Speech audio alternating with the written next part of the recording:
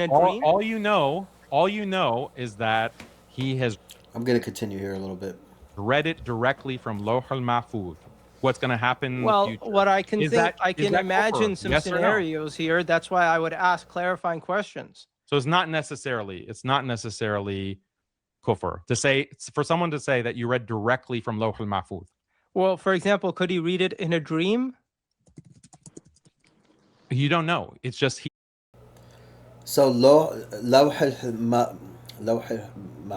I think, is like where God says in the Quran, like he has a record of everything that's going to happen.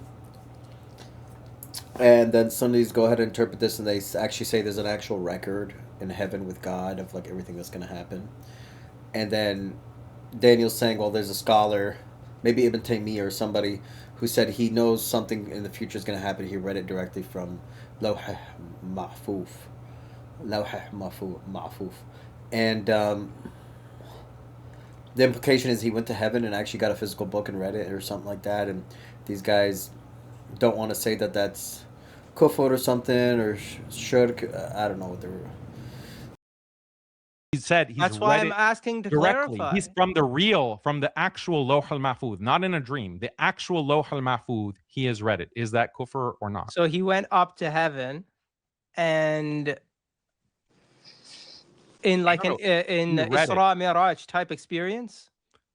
You don't know. He said he read it directly. It Okay, here I'll read you. sounds. I'll read you. Let me say that. Let me read you. Okay, this statement. I just assume that this is what I'm saying. I witnessed amazing cases of firasa, supernatural insight from so and so sheikh. What I did not witness was even greater, and to describe all the cases of his firasa would require a large volume.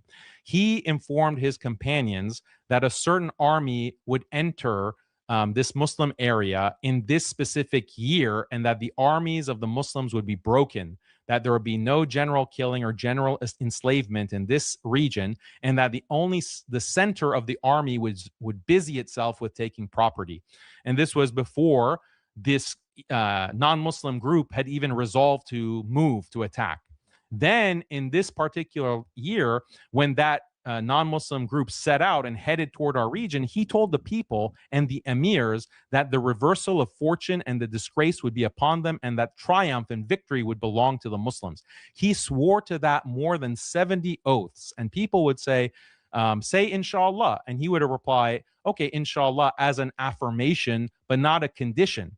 And I heard him say this. He said, when they pressed me, I said, do not press me. Allah Most High has written this, his prediction of the future. Allah has written this in the preserved tablet, Lawh al-Mahfuz, that they will be defeated in this round, and that This victory is for the doesn't prove armies that of he Islam. read it, though.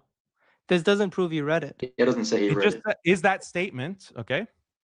Yeah, And then but it doesn't prove he read it, though. Is that statement kufr or not? It's Okay, firasa. so when someone knows the future, yeah, so the general rule is Allah knows the future, and he reveals sometimes some of it to his messengers, yeah. But we know that sometimes someone who's not a prophet can be informed, for example, in a dream, as the Prophet ﷺ mentions, that the believer can be, it's a form of revelation. It's not a prophetic, but it can come to a believer in a dream, yeah. So we believe in that. We believe, for example, it's all, it could be a miracle for a quote unquote saint, right? It could be, I'm thinking, we know there's a report in Bukhari that Heraclius, that he foresaw. By the way, we have no examples in the Quran of a non-prophet receiving revelation. Doesn't happen. If you receive revelation, by definition, you're a prophet. That the kingdom of the circumcised Arabs was going to come out based on astrology, and that's because the jinn showed it to him. If you read Ibn Ishaq Sirah, he mentions that the rabbis and the monks. It just shows you all the extra Quranic beliefs that exist out there that you have to accept. If you believe in hadith and the traditional Islamic schools, you have to accept so much superstition that does not exist in the Quran at all. That actually the Quran came to dispel. as well as the Arab soothsayers were foretelling the coming of the Prophet ﷺ. Regarding the Arab soothsayers, he says the reason is that What does it have to do with the statement? Is the it statement, has to as do I with the read it, statement to be because I'm kufr or not? explaining that there are multiple methods by which you can know the future, which doesn't contradict Allah knowing the unseen. So it would This depend on person said how he this read person is from claiming to Lawhul know. Mahfuz. He read it Ibn from Taymiyyah the doesn't say he preserved read it He from tablet. doesn't say Lawhul that. Mahfuz. So Doesn't he say just that. Yes, says it's the written statement is there. there. I just read it to you. Do I have to read Yeah, it again? but the what you read from the quote, he just says it's written in it. That doesn't mean, for example, if a rabbi knows that the Prophet Muhammad's going to come out based on the Bible, then he can say, I know it because it's written with Allah in the Kitab, even though he didn't read the Kitab, he got it from the Bible. You So get if it? I say, look, So if I your say, statement for doesn't prove he example, read it. so if I come and I say that you are going to die in 2 years and it'll be a car accident, and you say, well, how do you know? I say it's written on the preserved tablet. Would you say that I've committed an act of kufr or no? I would ask you to clarify because it could be that, because again, someone who's a prophet and even someone who's not a prophet, sometimes you can have a dream or this sort of situation where this can be revealed to someone, and it's not something where we're saying, oh, they're claiming to know the unseen like Allah. Yeah. So it depends how you're saying it. Even, for example, among Bani Israel, sometimes an angel would come and inform, for example, Maryam that Isa is going to be born, right? Now, does that mean Maryam is claiming to know the unseen because she says an angel comes? No. So there are ways, yeah, where something can be shown to someone, but it doesn't. So just the statement that it's written in the, it doesn't prove that he's saying, oh, I went up to the heavens and I read it or something. So That's a kind of dumb example. God can send messages to us for our lives. That doesn't make you a prophet. What makes you a prophet is if you get messages for everyone else. That's what makes you a prophet. If you get a message for yourself, that doesn't make you a prophet. If you get a message from God or an angel or in your dreams that tells you to take that job that you're going to be offered, that you were offered a job and God's giving you a message to take that job, that's not really something for a religion that you spread to other people. You know what I'm saying? That's a difference. If God gives you a religion to spread to other people, then you're a prophet. But if God gives you help in your own life, you're just getting a personal relationship with God that everyone else gets, you know. So, in Daniel's example, that guy was getting some sort of message for everyone else about the future. You know, it wasn't just for him. I don't So someone see can say, like, make definitive statements like that. Like, let's say hear what Bin if Baz says. Like, let's hear what a Wahhabi scholar actually says about this.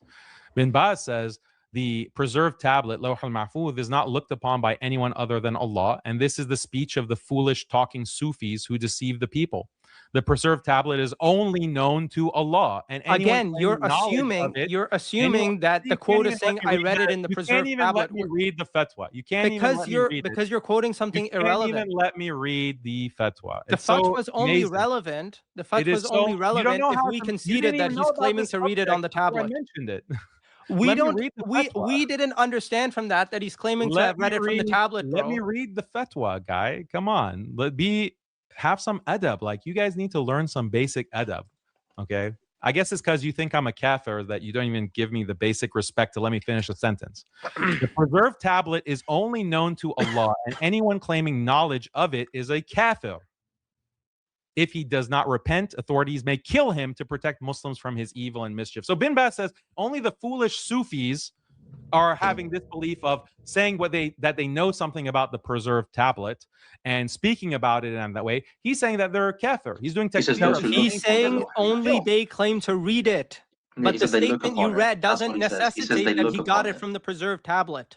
Yes. Even you see, for example, Ka'b al-Ahbar, he was saying Umar is in the Torah. This is why this debate specifically, it's really annoying because they're both being intellectually dishonest. This guy with the long beard and the yellow shirt, he's basically fudging the facts. I mean, the fact is, he said he knows what's in this tablet. This tablet that only God knows what's in it. Doesn't matter whether you read it directly or didn't read it directly. The fact is, nobody knows what's in it except for God. That's the fatwa.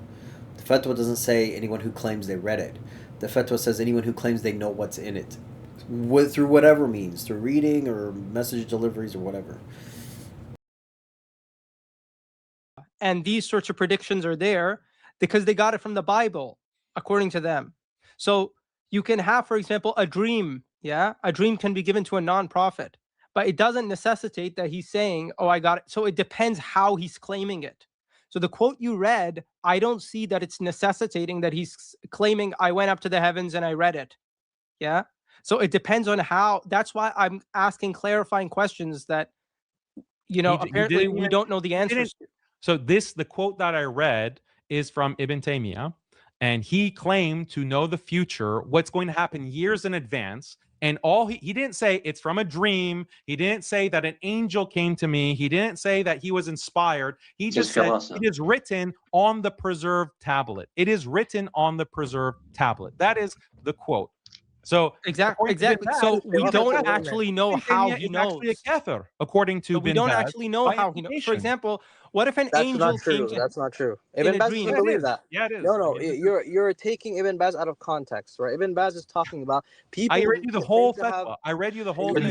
We did not concede. The number of people coming on is just increasingly increasing. No, I was already How many here. human shields do you need, Jake? I was already here. How many human shields do you need, Jake? I was speaking to you earlier, Daniel. So how many human shields here? So I'm debating like who?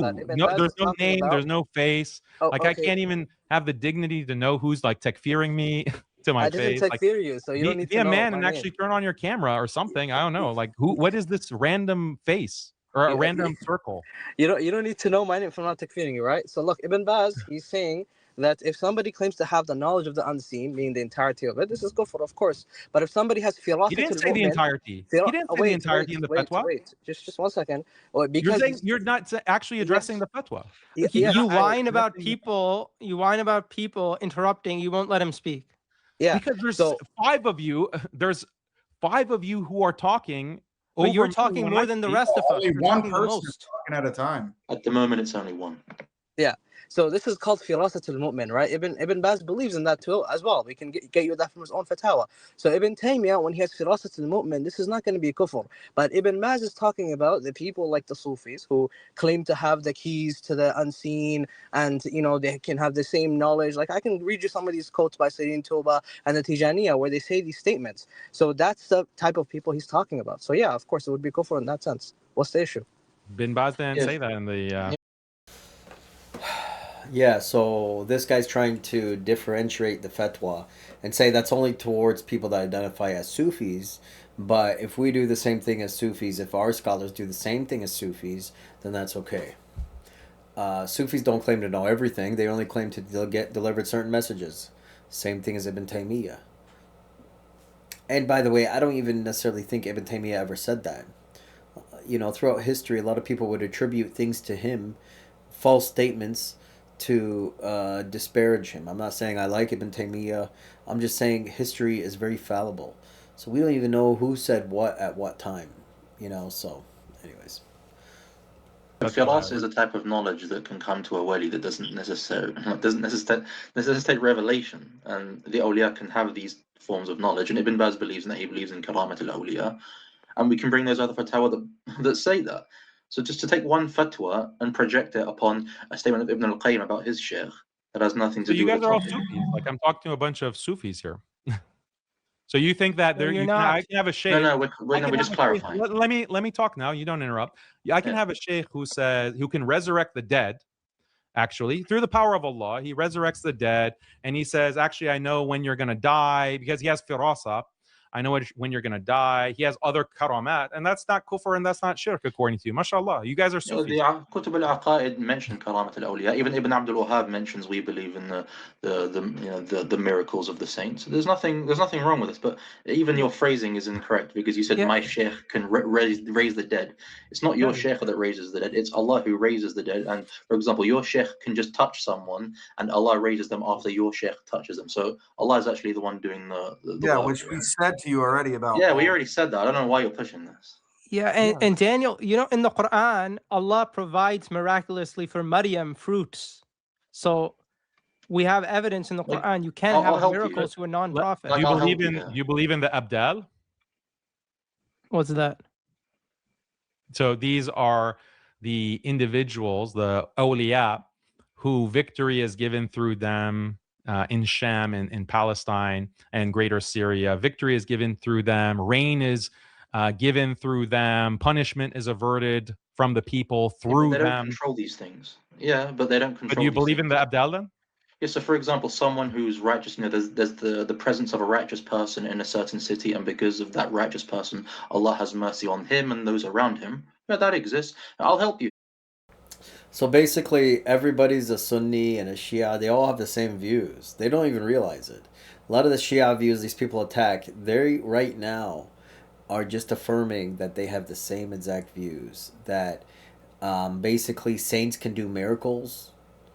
Um, you know, the whole laws of uh, protection, forgiveness, bringing the dead to life, reading the future. It all can happen by people, any humans, without someone being granted a miracle by God, like a prophet. They believe that these things can happen to saints. Really, it's not a large leap to then say, well, if their shrine, if their what's it called? If their grave is there, then those powers are gonna still be there, and you can ask for these powers. It's not a huge leap there. Islam is not a religion about miracles and getting miracles. It's a religion about how to live your life and ask God for help. That's it. For example, in Do you believe in the Abdallah? Do you believe in the Ibn Qudama? I'll help you. Do you believe in the Aqtab? I'll help you. Ibn Qudama, for example, in Tabaqat al-Hanabila, it says that he walked on water as a karama. And yeah, we believe these things. So, like, it doesn't prove your point. You guys are Sufis. You're completely contradicting. But I gave you evidence from the Quran. These things are all shirk. I gave you an evidence from the Quran, These though. concepts are shirk. I gave you evidence from the Quran that Maryam had fruit miraculously given to her. Is she a prophet? No. But what they say is that these are mu'jizat that are limited to those individuals, and they don't extend to our time today. No, karamat al-awliya is no. We maintain that some people do have it. Like, that's such a dumb argument. Just because Maryam was given fruit, does that mean she can give us fruit now? Or you could go to her and ask her to give you fruit? I mean, God granted her something out of a miracle. Doesn't mean it's a power that she now has throughout her whole life or throughout all time. That goes into God taking partners, which is shirk. That is not true, because Ibn Abdul Wahhab, he transmits the books of Ibn Taymiyyah, including Al-Wasatiyya, which includes and has a section on Karamat al-Awliya. So Ibn Abdul Wahhab doesn't disbelieve in Karamat al-Awliya. He just believes it's restricted, and he doesn't agree with the claims of certain groups like the Tijaniyya, like the, the Qadiriyya in Pakistan, and these types of people who extend it to something that's godly. Yeah, to his Risala, for example, to Al-Qasim, Shaykh Ibn Abdul Wahhab, I think you cited this Risala even in your documentary. In that same Risala, he says that we affirm the Karamat al-Awliya. His son Abdullah also says we affirm these Karamat, those that are authentically reported. Not these khurafat, those that are faked and that are obviously fabricated and exaggerated, because those exist. Ibn Taymiyyah says that these are not authentically reported. These are things that are known through tajriba, like the experiences that people have had in his time. How do we know the experiences? Because they reported to us, right? Yeah, but when you say authentically reported, it's not from the Salaf, it's not from the Sahaba or Tabi'een. This is something that is reported from people, like people around him.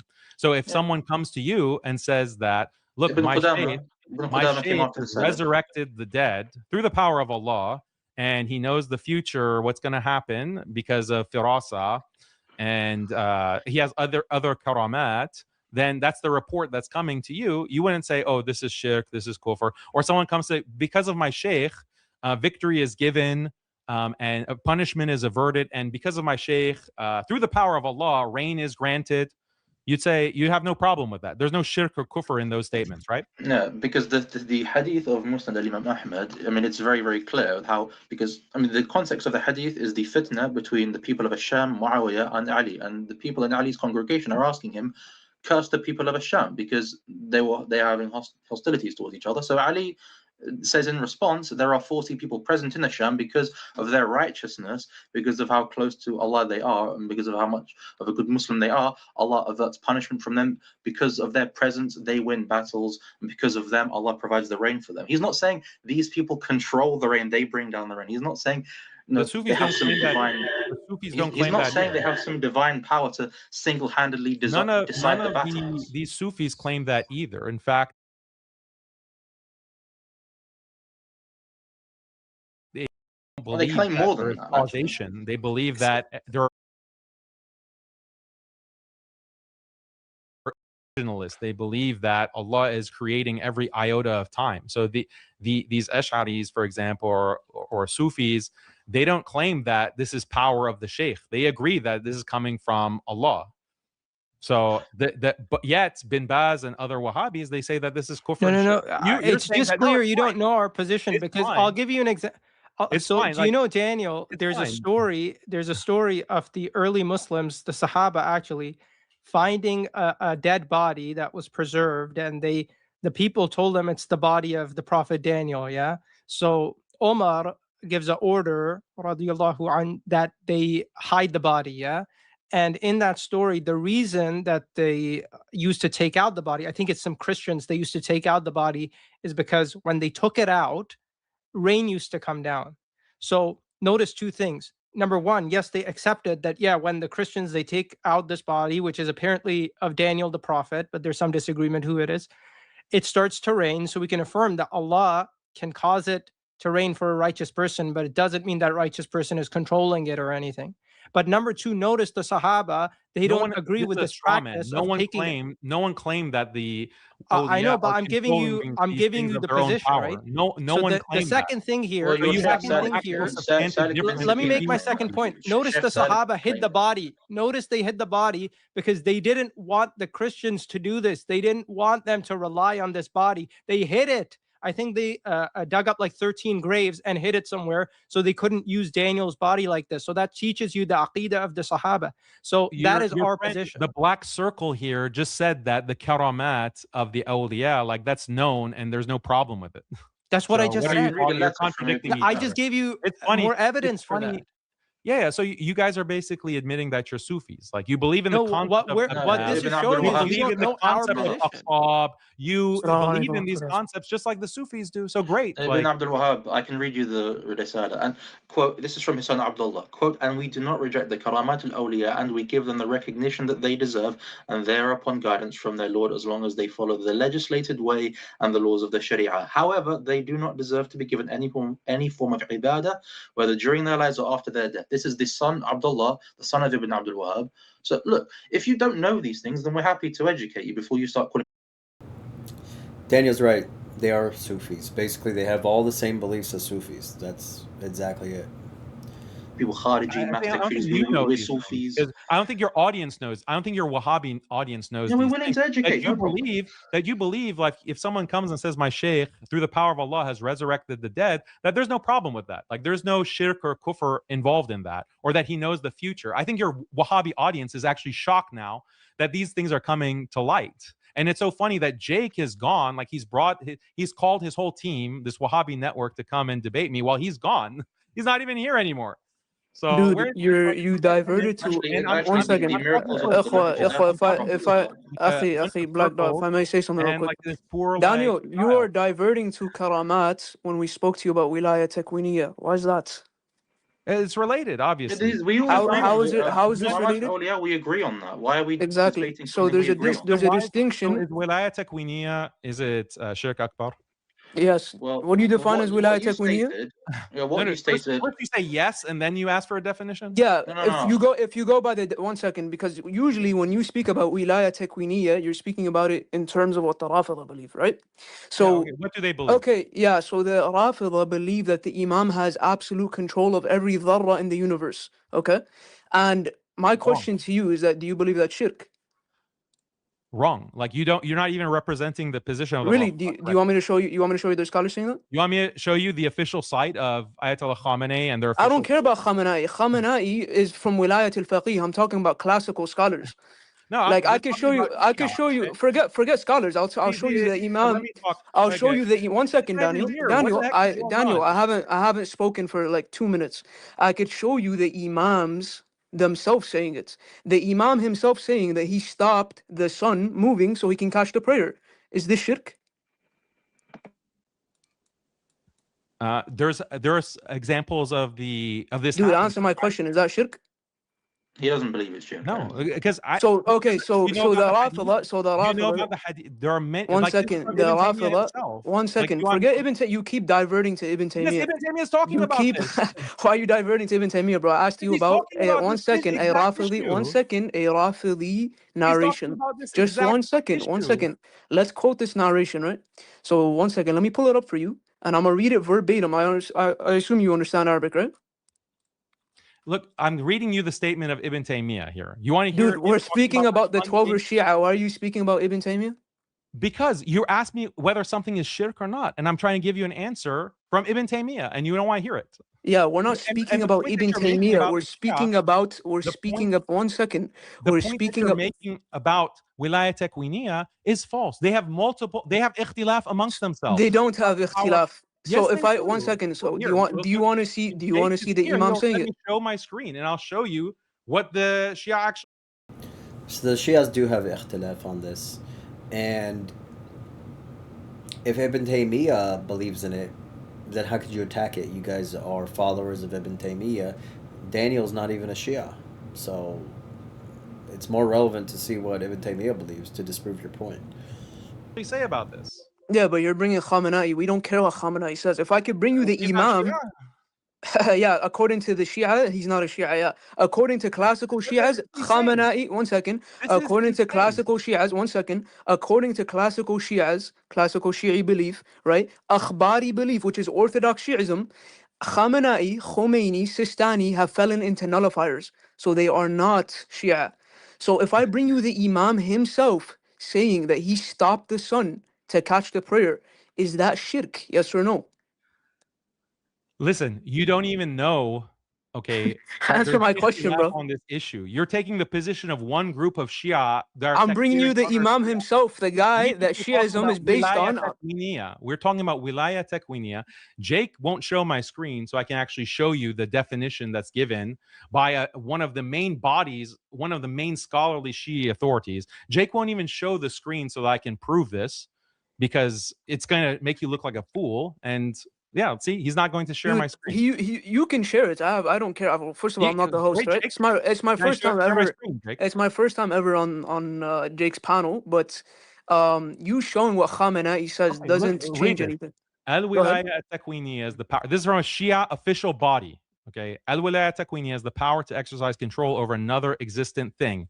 Al-Qudra ala tasarruf.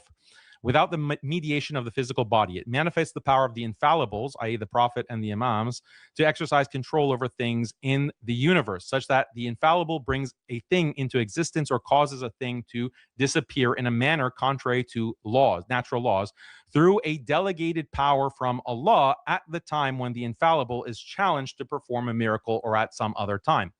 Examples of wilayah takwiniyah include miracles, mu'jizat, which are mentioned in the Quran, and in numerous narrations that establish their occurrence at the hands of the prophets, awliya, and the righteous, as well as the hands of the noble messenger, sallallahu alaihi wasallam, and the Ahlul Bayt, peace be upon them. The definition of wilayah takwiniyah linguistically, the word wilayah comes from the root wilaya, and means proximity and adjacency, such that two or more things occur with nothing else between them.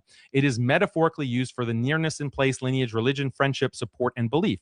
Al-wilaya also means support, and al-wilaya with kasra means assuming authority over affairs. Ibn Manzur says al-wilaya with kasra is a noun like al-imara, leadership, and niqaba, supervision, because it designates something undertaken and carried out by someone. The word takwiniyah comes from the root kawana and means an event, a happening, something that comes into existence, and God brought things into being and created them. It also means the verbal noun of kana, and it's in its complete form. One says kana yakunu kaunan, that is, it came into existence and became established. Okay, that's just technical terms. So these are the four. There are four possible interpretations of the true meaning and understanding of wilayah takwiniyah. So he's going to give four possible interpretations, okay, that the Shia scholars have held historically. One is a form of miracle making. This interpretation appears in the words of those who established wilayah takwiniya by appealing to the miracles of prophets and imams, peace be upon them. For example, Sayyid Sabzawari states the way to establish this wilayah takwiniya is through mass transmitted reports of those miracles wherein they bring things into existence. Al-Qummi says in his doctrinal responses, there is no doubt about the wilayah takwiniya of the prophets and imams, or even the awliya who are close to God. The Quran is the greatest proof of this, mentioning in many places the miracles of the prophets. So Sunnis will agree with this understanding. Even Wahhabis, even what you just said, agrees because he's talking about that is false. One second. Let me continue. One second. You're just, bro, with all due respect, you're yapping. So look, you're bringing me Khamenei commenting about the differences of opinion that the scholars held about wilayah takwiniya. Now, if I go to classical scholars like As-Saffar, who authors Basair al-Darajat fi Fada'il al-Muhammad, one of the earliest Shia collections of hadith, earlier than Al-Kafi, bringing a whole chapter showing Ali ibn Abi Talib controls the atoms of the universe to the point where he stopped the sun. I actually want to rewind that because as far as I know, there's nothing earlier than Al-Kafi. The earliest book relied on all Shias is Al-Kafi. Let's see. Of the true meaning and understanding of wilayah takwiniya. So he's going to give 4 possible interpretations. Miracle making, miracles of prophets, Sabzawad, reports of the, he says in his, or prophets. Because he's talking about with all due respect, you're yapping. So look, you're bringing me Khamenei commenting about the different classical scholars like As-Saffar, who authors Basair al-Darajat fi Fada'il al-Muhammad, one of the earliest Shia. I've never heard of that book. That's weird. I've never heard of that book he's referencing. Let me see. Collections of hadith, who authors Basair al-Darajat fi Fada'il al-Muhammad. I go to classical scholars like As-Saffar, who Al-Saffar.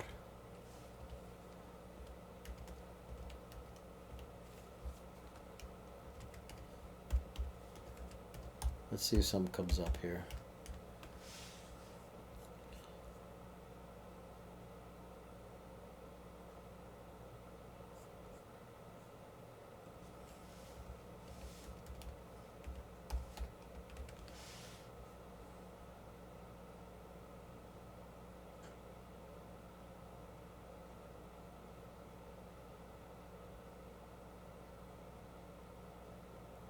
Al-Kummi.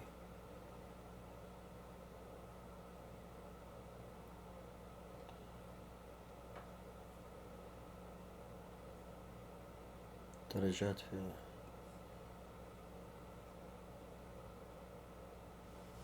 Okay.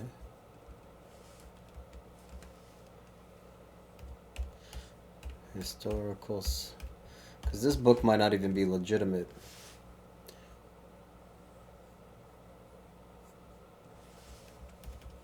Let's see what AI... You know, AI is a godsend, I swear.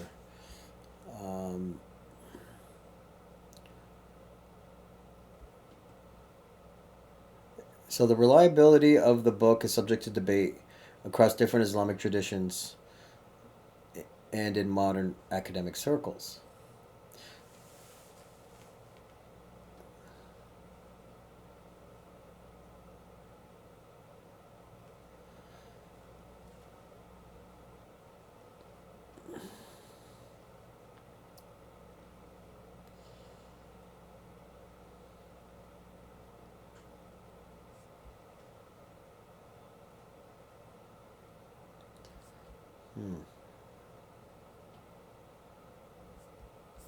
Okay, well, let's see if we can find a PDF of this book.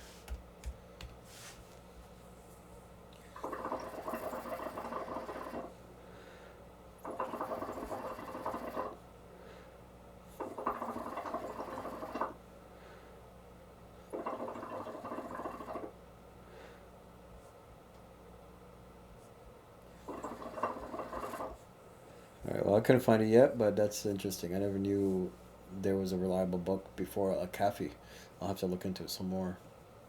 author's بصائر الدرجات في فضائل آل Muhammad, one of the earliest Shia collections of hadith, earlier than Al-Kafi, bringing a whole chapter showing Ali ibn Abi Talib controls the atoms of the universe to the point where he stopped the sun just to catch the prayer. And then scholars that are classical scholars, right? Not you can call them, you know, the akhbaris call them wilayat al-faqih scholars, which are dismissed, right? These scholars, classical scholars, then saying that the Imam has the control of every dharra, every single atom of the universe.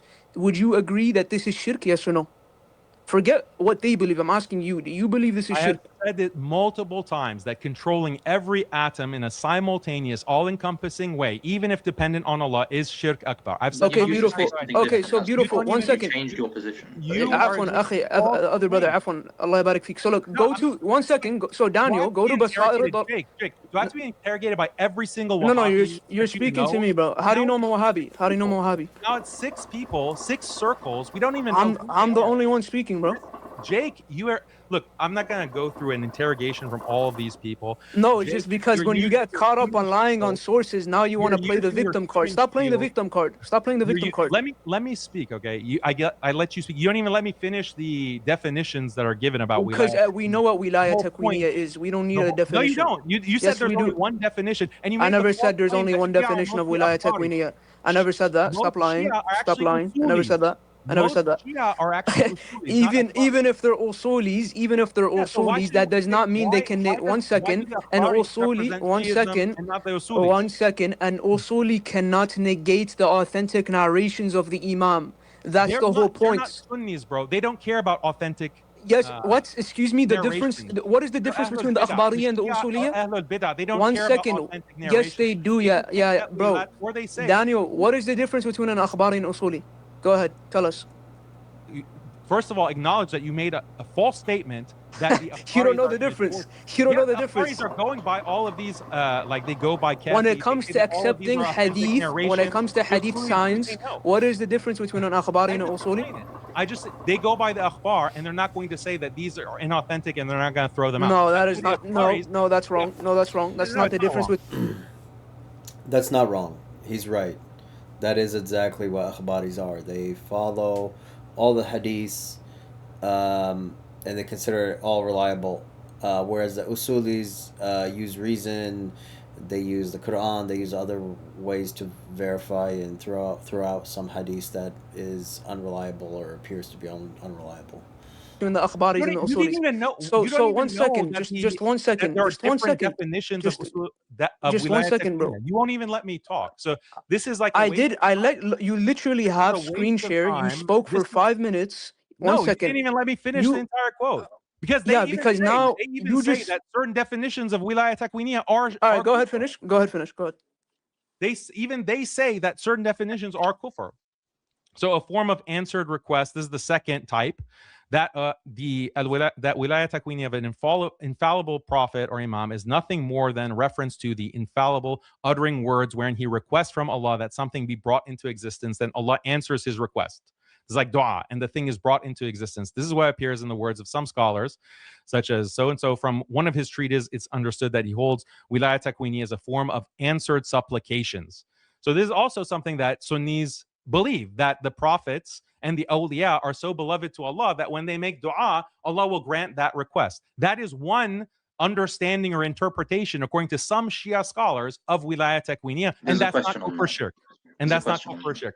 Number 3, a form of delegation. This means that Allah has delegated to the purified imams the affairs of the universe, such as creation, sustenance, giving life, and causing death, such that they are done independently with their own power, independent from Allah. That means that Allah has granted them this power and left things to them such that they exercise control over the universe how they please, with no involvement from Allah. And then 4, a natural act of the infallible, i.e. the true meaning and understanding of wilayah takwini as a natural power possessed by the prophet or imam, through which he exercises control over things in the universe, tasarruf, through a delegated power from Allah, the highest, at a time when the infallible is challenged to perform a miracle or at some other time. So the third one is what they consider to be kufr. The other 3 definitions, they consider to be not kufr, not All right, shirk. beautiful, And Sunnis beautiful. agree with. All right, Sunnis beautiful. agree with No, that. no, we don't agree. Don't lie on us. You don't agree that prophets can make dua? Just wait, bro. You Just wait. don't Just agree that wait, man. prophets Just can wait. make Just dua wait. and that Just they're wait. Let me answered? speak. No, Let no, me you speak. don't. Let You me don't speak, bro. think Let you me don't speak. think Let you don't me think that a speak. Let prophet me or speak. imam can make dua and that it's answered? Listen, bro, let me speak. You don't think that? You're asking me a question, so let me speak. First of all, I want to comment on what you read, right? So the first thing is that you said the third type is shirk. Do you agree that there are Shia scholars that hold to that? Credible Shia scholars that hold to that?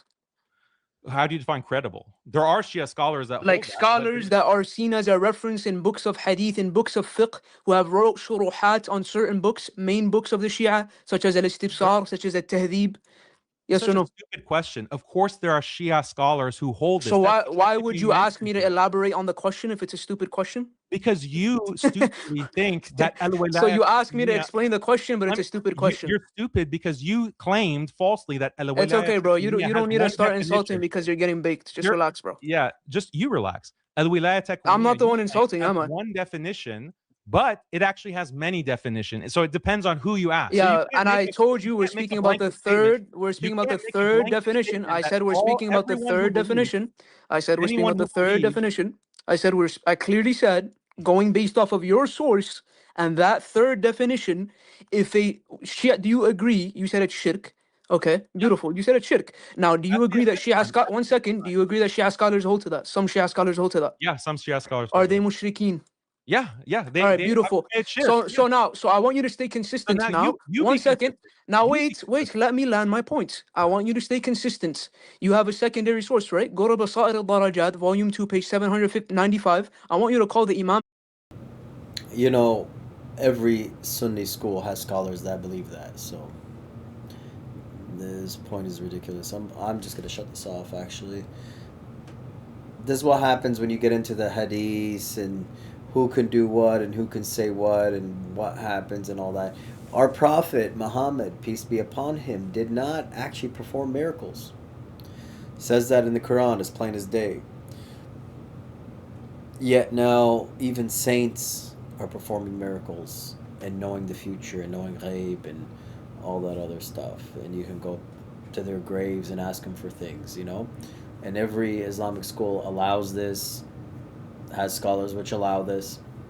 And they're here debating whether or not this clearly deviant mushrik ideology is legitimate in some cases or not. It's just very tiresome, very dumb.